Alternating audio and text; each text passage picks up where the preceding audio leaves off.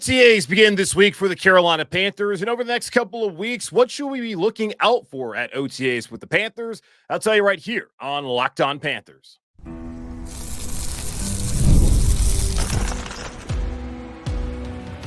You are Locked On Panthers, your daily Carolina Panthers podcast.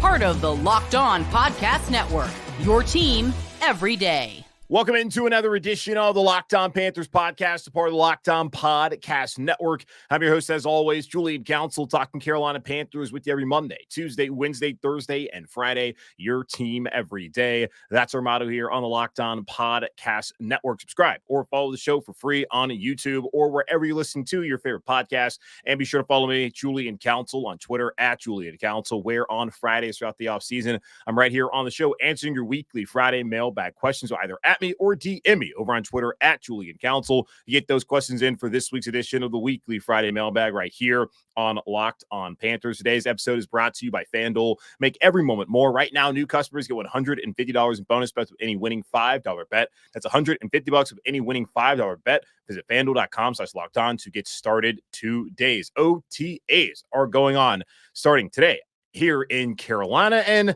they'll be going on for the next couple of weeks before they have a 3-day mandatory minicamp. Then there will be the 6-week hiatus before the start of training camp heading into the 2024 season. So that's going on. We also got the schedule last week. We had rookie minicamp not too long ago, and it's been a very busy offseason. So I thought on today's show, Josh Klein, the editor-in-chief of the Riot Report, should come on and let me know his thoughts on what the Panthers have done so far this offseason. Also, being a part of the Roaring Riot, he has a lot of great information about going to Vegas and Germany and all the other trips that they have planned this year. So I want to talk to him about that, about OTAs, what to look for, and his overall thoughts on the offseason so far. So here is Josh Klein of the Riot Report. All right, back here on Locked On Panthers, and as promised, Josh Klein, he is the editor-in-chief of the Riot Report, and also, more importantly, just like you and me, he's a fan of the Carolina Panthers, and he is excited, just like I'm excited, and you're excited about the schedule finally being out, which is a big reason why Josh is here on the show today. And there's also things like OTA starting on Monday and looking at the offseason as a whole that we can get into. But first off, Josh, good to have you back on the show, man. How you doing? Yeah, I'm doing fantastic, man. Thanks for having me. Now's kind of our busy season. We my wife is always tries to fit in as many vacations as she possibly can before the NFL releases their schedule, and then we kind of hit the ground running from a Roaring Riot perspective. OTAs get a little bit of time off in the summer where we can debate. What do you usually do in July on the Locked On Panthers podcast? Like the top 40 running backs of the 90s? I have found a way to basically use most of June in July just to do position breakdowns. I spin an episode in each position, even on special teams. Maybe I'll just break it down to just kickers and then punters this year if they can sign another punter. But yeah, those times of the year, they get kind of slow, but it is nice because I can typically record everything in one day. Instead of having 5 shows, it's only 3 shows. I can kind of forget about this for most of the rest of the week. But yeah. Glad to finally have the schedule so I can plan out my fall, as I'm a planner, man. Once I get my schedule from work at the beginning of January, I plan out everything that's going on in the spring. And then we sit here until the middle of May to find out what Sunday I'm going to be free. Last year, had 3 free Sundays. This year, only 1 because his team went 2-15, and the NFL, rightfully so, does not want to subject the Panthers to the rest of America until they prove themselves to be worthy. Although the Jets haven't proven themselves to be worthy, and they have 6 primetime games in the first 11 weeks. Either way, the schedule came out on Wednesday. Finally, we found out early that morning the Panthers will be playing in Week 10 in Germany against the New York Giants. Brian Burns will not be coming back home to Carolina. Panthers will also be headed to Vegas and some other pretty fun spots on the road. Let me know, what's going on at the Roaring Riot, because I know you guys always have big plans. I'm assuming Munich's going to be a big time for y'all. Same thing with Vegas, because let everybody know kind of what's going on there for folks who want to go travel with y'all to those awesome destinations to go see the Panthers this season. Yeah. We were so the good news for you is the NFL gave you all your nights free. So that's good news. So you don't have to worry about that. God. Prime time is wide open for Julian. So I think that we're really excited about the schedule. Obviously, we had a general idea of when that Germany game was going to be. That's been that second week in November. the past few years. So if you're planning for 2025, that's probably when it's going to be as well. And what we were most worried about is we knew that a lot of people wanted to go to Vegas. I know I do. And a lot of people wanted to go to Germany. So we were worried that they were going to be like back to back or right next to each other. And the NFL did us a solid there. Week 3, you can go to Vegas. You can take 6 weeks to recover, and then you can go to Germany. So you can really hit the best 2 trips on the schedule, in my opinion. Denver is an incredible incredible destination. I actually lived in Denver for a few years. Love it out there. Chicago is great. New Orleans, Tampa, like it feels to me like the divisional trips have gotten the short shrift the past few years as the Panthers have gotten worse and worse and slowly driven us mad into the depths of 2-15 season. So people are not as excited about going to Tampa or New Orleans. But we'll be hosting a big tailgate for week 1 in New Orleans, a couple blocks from the Superdome. Is it still called the Superdome? Is that yes. what it's called? It's the Caesars Superdome, no longer Mercedes. Didn't want to pony up the money. Caesars is getting out there. Yeah, exactly. Mercedes doesn't have money. Famously, Little Caesars, those $5 pizzas are really adding up for Little Caesars. And then, week 2, we've got kickoff jam with the home opener. Caesars the casino. Oh, that's where I'm at. Is my when you is Detroit. You say Caesars, I assume pizza, but yeah, no, I probably should probably think about that since I look at the little gambling square on my phone. I look at that one a lot. So we've got that. Then week 2, the home opener against the Chargers. We've got kickoff jam on Saturday with Moon Taxi, the Nude Party. Great bands. We're going to be announcing our Panthers Legends lineup pretty soon. I'm sure I'll be back in August and September to pimp for that as well. And then week 3 we go to Vegas. So it's like things are like bing bang boom right off the bat. And then obviously the Panthers will start 3-0, and then we'll just start ramping up from there. Fingers crossed. And I'm hoping that with all the additions that have been made this offseason and bringing in Dave Canales all right, it seems like every year we're getting to have renewed hope because there's a new head coach, hoping that this head coach actually sticks. But by the time the season rolls around, I feel like fans are going to want to be on these trips. They're going to obviously want football to be back. And I can't think of a better slate of road games that the Panthers have had than being able to, they always go to New Orleans. It's always a great town to go to, but to be able to go to Munich for the first time in franchise history, to go to Vegas for the first time in franchise history, Chicago, it's early enough in the year where it's not going to be too cold. And I think that should be a great environment and a ton of storylines of that game. I think Denver obviously is great. Philly, a little bit cold at that point in time, but I'm a big fan of Philly. DC is not too far away. So that's a good road slate for the Panthers this upcoming season. A bunch of fun stuff going on with y'all. And I hope everybody gets out there and goes see this team and travels to Munich at the very least. So are y'all going to be there all week? Because I'm getting there. I'm flying out on Monday, and then I'm getting in at like 9 a.m. on Tuesday. When are y'all getting out there? Perfect time for beers. They serve them all day there in Munich. So we're actually going to have multiple. So I don't know if you or your audience knows, we had over 500 people place a deposit. We actually had to turn the faucet off on deposits because Munich is just a little bit smaller in terms of, you go to Dallas, you can put 10,000 people into a bar right outside the stadium, but Munich's a little bit smaller, but we're hoping for about 500 in our group. We did 800 to London. We have, so we're going to be flying out there multiple days, Monday, Tuesday, maybe even Wednesday.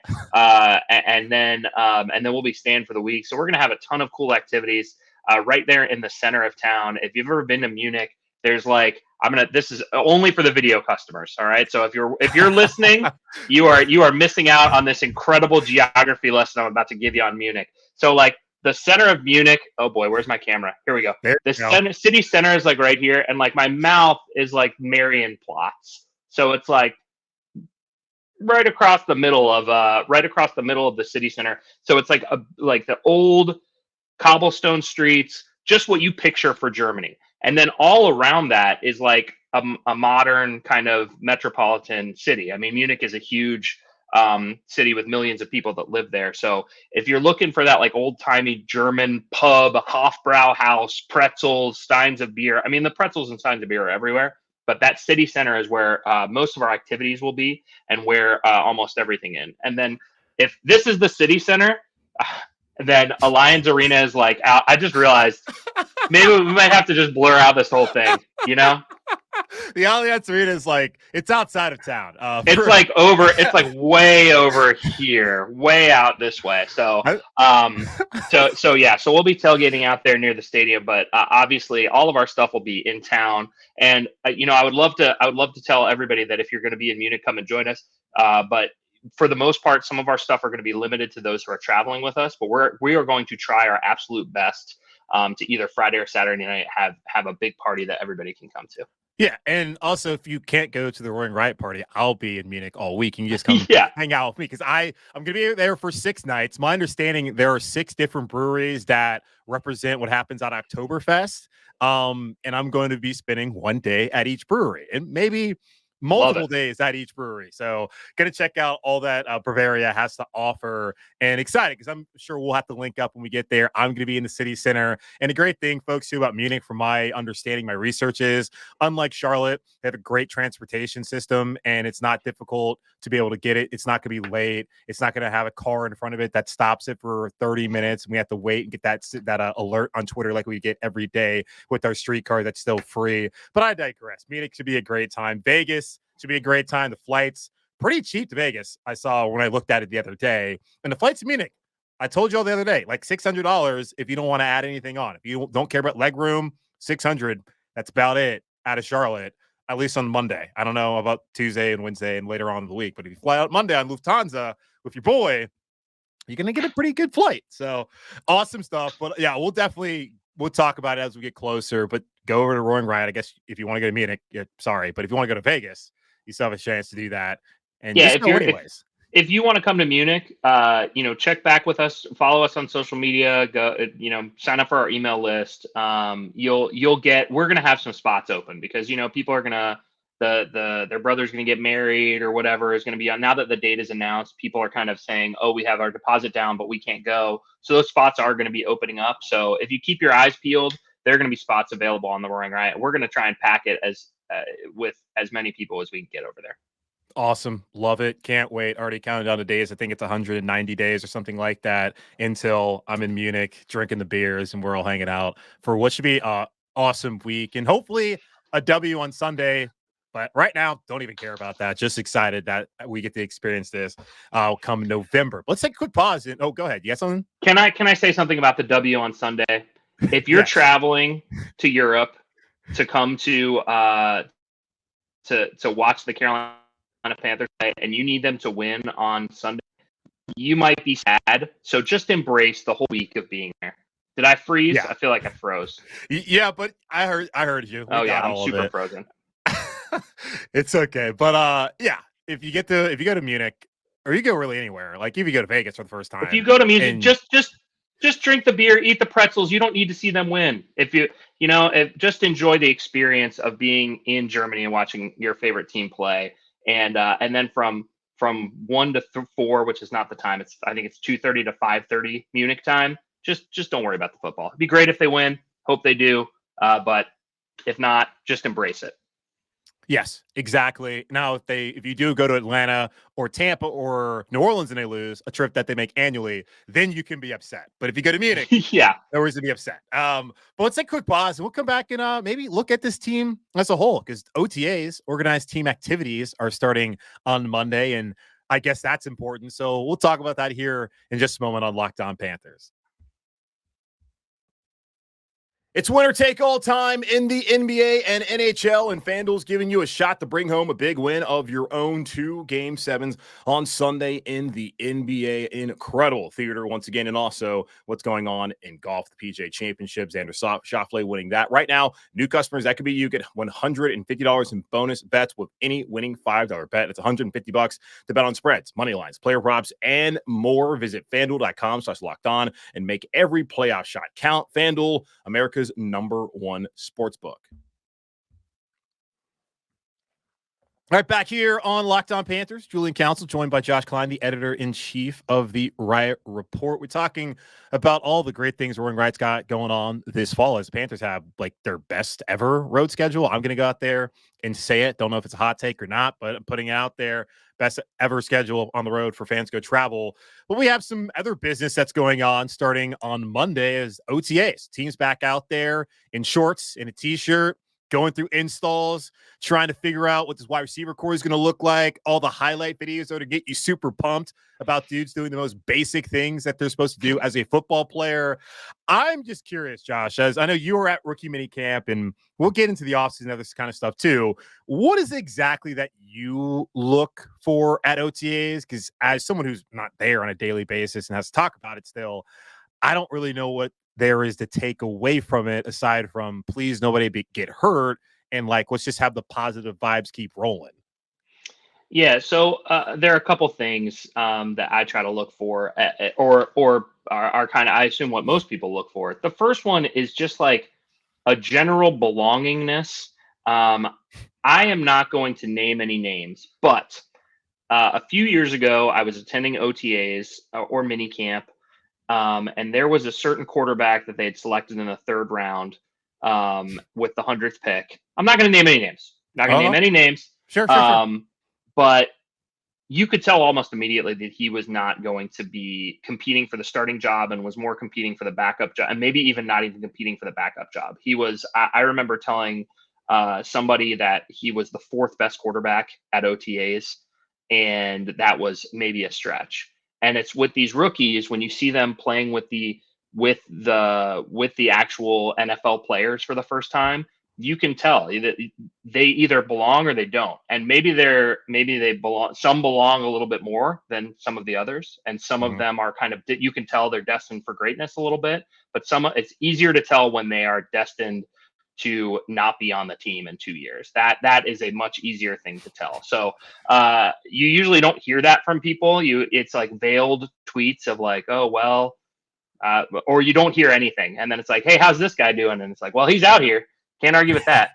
But that's the first thing. The second thing is, you want to watch for, like, you want to see the energy that they have out there. Frank Reich practices were famously dull, and Dave Canales practices are famously not. So you can kind of see the way that the players interact with each other, the way the coaches interact with the players, how all that stuff is happening and how it's coming along. And you just want to get a look at how that bubble's coming up too. How what's happening at the practice field. It's all just gravel. Every time we go out there, there's something new. It's exciting. Yeah, is that supposed to be done by July? I don't know if you've ever had construction done on your house or just followed any sort of construction, but deadlines are made to be broken. So, whether it was supposed to be done in July or whether it's supposed to be done by the opening of the season, I would assume by the time training camp rolls around, it'll be done. But there will be grass on the field, and they'll be able to practice out there, and they'll certainly be able to bring corporate sponsors out to watch practice. Okay, good. Well, I do remember once upon a time, one day I looked and there was no bubble. The next day I looked and there was a bubble. So that does not appear to be something very difficult if they are in a pinch to do so. I had someone asking me, so are they going to be practicing in a ballroom again? Don't think that's going to happen, but you never know. It's David Tepper owns the team, so it could always happen again. So yeah, a sense of belonging obviously is good. You're at rookie minicamp. The guys that people are talking about, like Pinckney out of Coastal, and in Coker out of Holy Cross. Did they stand out at all as far as guys, like as far as the belonging sense of it? And I understand it's a bunch of rookies. They're not actually around vets, so it's hard to compare. But from watching them, because I know there's the two names, at least Coker is the one that a lot of fans are like attaching themselves to, much like Rajon Wright last year, just because he was on a Netflix show. But what did they kind of look like as far as you saw when it came to rookie minicamp last week? Yeah, I mean, I think you saw the smoothness in the kind of that fluidity that Coker has brought with him in terms of his skill set. You saw a little bit of that on display, but realistically, the quarterbacks that were throwing them the ball were so terrible it was almost impossible to evaluate anything that anybody who was trying to catch a football could do. So you saw some of it on Twitter, but those were, I mean, those were the best videos that you could find to post. So it wasn't pretty out there. I don't know if things improved as minicamp progressed. But yeah, I mean, you saw a little bit of that fluidity. But I think realistically, you kind of have to wait because so much of the rookie minicamp experience happens off the field. And it is more about teaching than OTAs and minicamp. They're not necessarily teaching you the kind of drills that you need to run. But that first day of rookie minicamp, like they're getting out on the field and they're showing you, okay, here's the way that we like to run this particular drill. And that's like 20 minutes of the practice of the hour and 15-minute practice of like, okay, we're going to get lined up here. Everybody's hit a tackling dummy, but there are certain things that what a D-line coach likes in terms of the way you get out of your stance, the way you practice, all those things. Those are things that they need to get used to. And Canales said it best at the presser afterwards: is you're teaching them how to be a Panther. You're teaching them the culture and what they want, what the coaches want to see. And then as they continue to progress through the next phases, OTAs, mini camps, you want to make sure that they stick to that. And if you have told him this is how we run a drill, and then he's not running the drill that way, then something's wrong. It kind of feels like it's college orientation. You come in, they show you, hey, this is where you're going to eat. This is where your dorm is. This is how you get your register for classes. That's what it seems to be. Where yes, there's obviously excitement that you have a guy like Xavier Legette coming in, looking extremely fast out of his break, making a sprawling catch, mainly because it sounds like guys like Jack Plummer, who played 6 years of college football because he's not good, can't really throw the football that well. But cool, good to know. I'm curious, though, because let's get into just kind of the offseason as a whole, because I have been pretty fascinated by what they've done so far. Offensive line, you knew that was going to be something they needed to address. And I wondered how much they truly could address it with the 5 starters, at least 5 projected starters from a year ago, all being under contract. Bradley Bozeman, he's no longer here, but everyone else is here. We see that Brady Christensen has stepped into a backup role after missing the majority of last season. Austin Corbett now slides over to center. They bring in Damian Lewis and Robert Hunt, 2 guys with a ton of beef who have been starters and have played at a high level, never been Pro Bowlers, but now that was Taylor Moton, he's been pretty damn good for the Panthers his entire career. So I'm not really caught up in all Pro Bowl kind of deal. You just need guys who can open up lanes and can protect Bryce. And that's kind of what they did 2 years ago when they turned things around in that second half under Steve Wilkes. Weapons-wise, I like the addition of Deontay Johnson. Be able to get open. That's important. They couldn't do it last year. Xavier Legette last year was great. I do question whether he's going to be that moving forward. Doesn't have to be that this year, but down the road, can he show that consistency that we didn't see in college? And there were reasons why that did not happen. Then Jonathan Brooks, I don't think you traded up into the second round to get a running back and not for that guy to be your guy once he's healthy. Jatavion Sandos is a necessary move. I like what they did offensively. I'm just curious, what's your overall thoughts on what they've been able to accomplish when it comes to kind of rebuilding this offense under Dave Canales and this new offensive coaching staff? Well, I think it's fairly telling that the story of the offseason is always the offense, because what they did not do very much on the defensive side of the ball and did not they obviously lost some big pieces there, but on the offensive side of the ball, you're absolutely right. I mean, they clearly went into this with a theme, which was let's protect Bryce, let's give him some more to work with. But I do think that, and I hate to be a little bit of a negative Nelly here, but I do think that the way that they put this roster together, it improved it, obviously. Got a lot. Yes. It got better than it did last year, but they were the worst roster in the league offensively and maybe totally 1 to 53. So when you look at what they've done this year, they've improved the worst offense in the league, the worst playmakers in the league, but did they get to the top 2/3 of the league? I'm not so sure.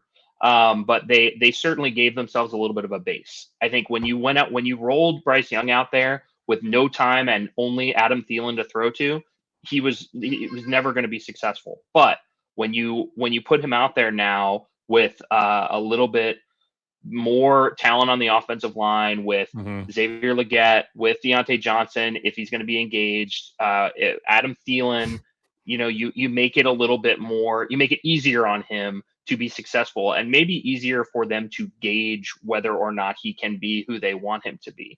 But realistically, I think that they are.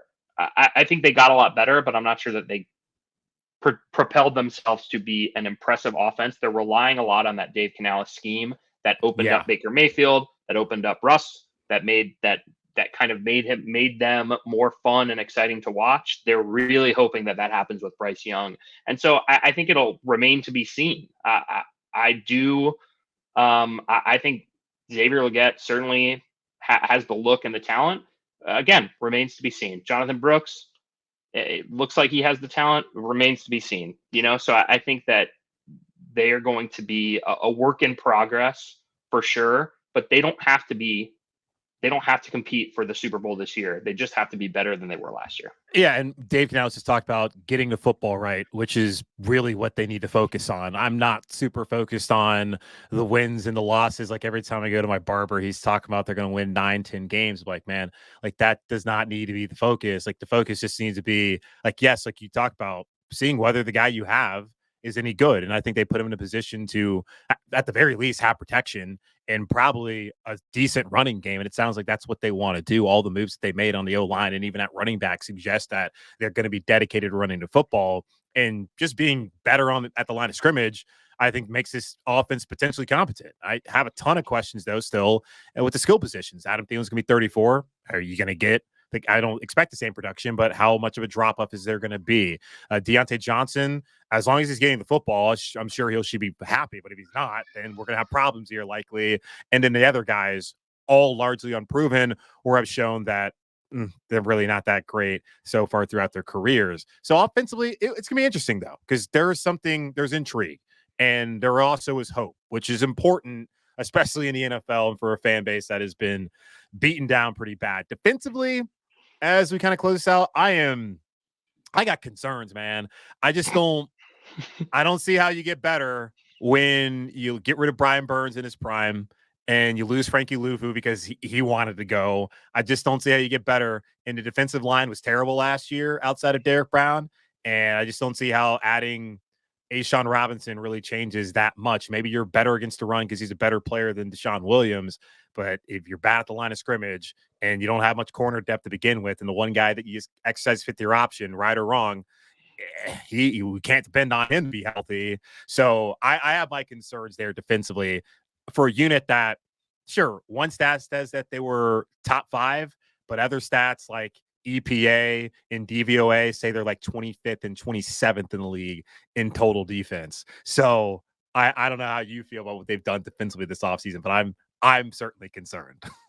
Yeah, I think you are right to be concerned. And I think that, I will say from a fun standpoint, and we get so caught up in football, and I know this is our jobs, and like we can get, but like it's supposed to be fun, right? So like if they lose 42-38, that seems fun. Like I'm cool with that.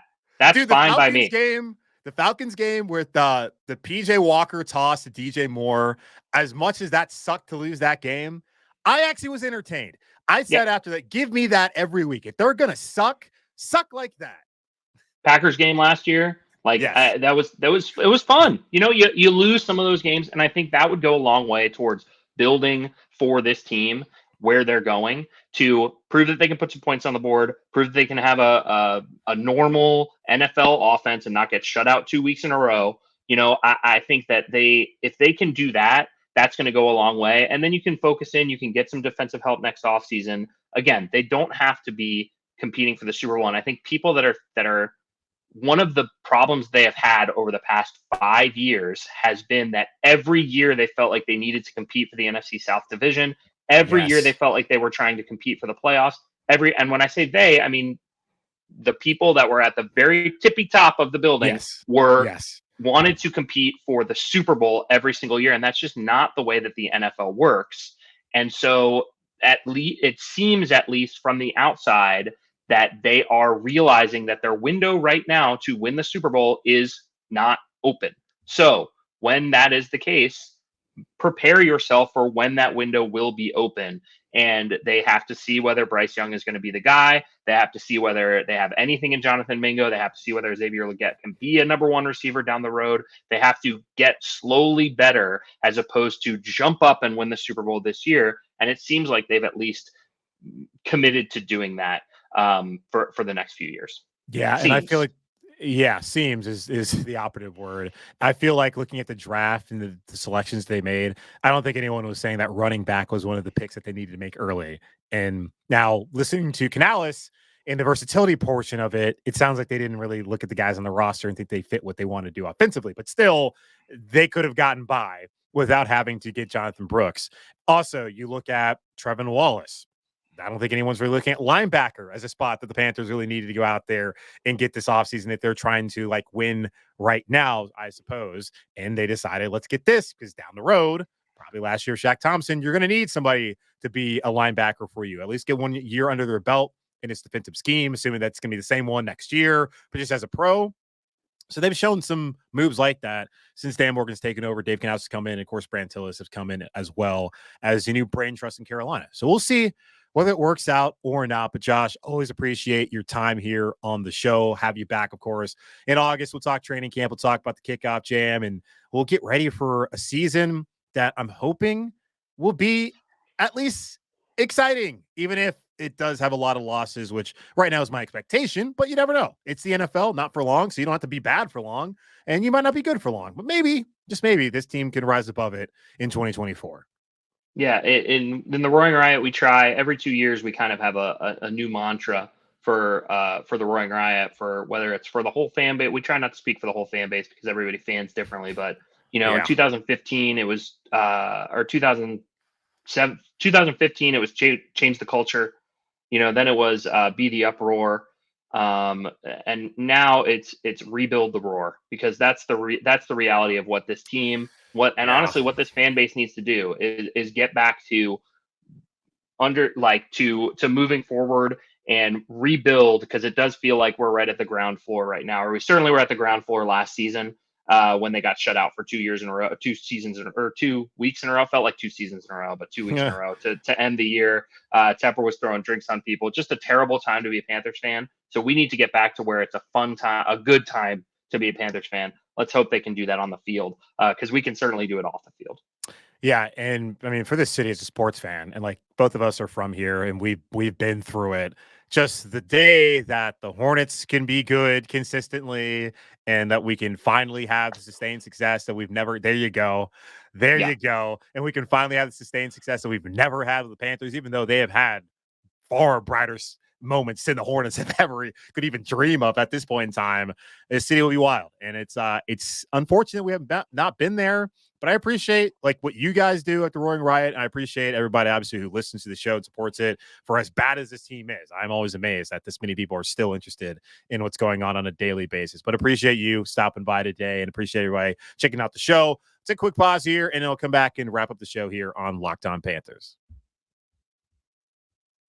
With killer last-minute deals, all-in prices, views from your seat, and their lowest price guarantee, Gametime takes guesswork out of buying NFL tickets. There's no longer any guesswork on what the Panthers schedule is going to look like, as that came out last week. And a chance for you now to go get your tickets to Munich, get your tickets to Vegas, Chicago, and all the other road trips the Panthers got going on. And, of course, get your tickets for here, the Bank of America Stadium. Go watch the Panthers at home all season long. Save up to 60% off buying last minute for sports, concert, comedy, theater, etc. Get a panoramic view from your seat in the app before you buy. Take the guesswork out of buying tickets with Gametime. Download the Gametime app, create an account, and use code LOCKEDONNFL over $20 off your first purchase. Terms apply. Again, create an account and redeem code LOCKEDONNFL. That's LOCKEDONNFL for $20 off. Download Gametime today. Last minute tickets, lowest price guaranteed.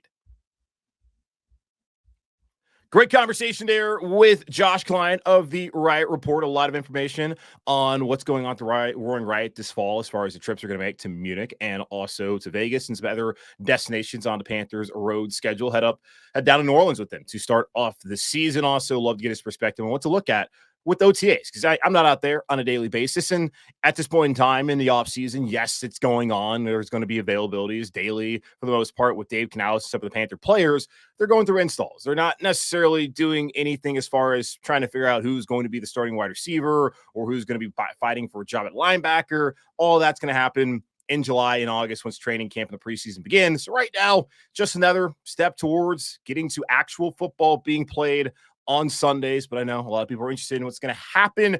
For me, it's like, really not that much is really going on, but still good to hear from those guys. And I'm sure I'll give you updates throughout OTAs based on what Dave Canales and other Panthers staff members and players have to say over the next couple of weeks as they head into the final portion of the offseason before mandatory minicamp and their vacation ahead of the 2024 season. But that's going to wrap up this edition of the Locked On Panthers podcast, part of the Locked On Podcast Network, hosted by yours truly, Julian Council. Again, y'all subscribe or follow the show for free on YouTube or wherever you listen to your favorite podcast.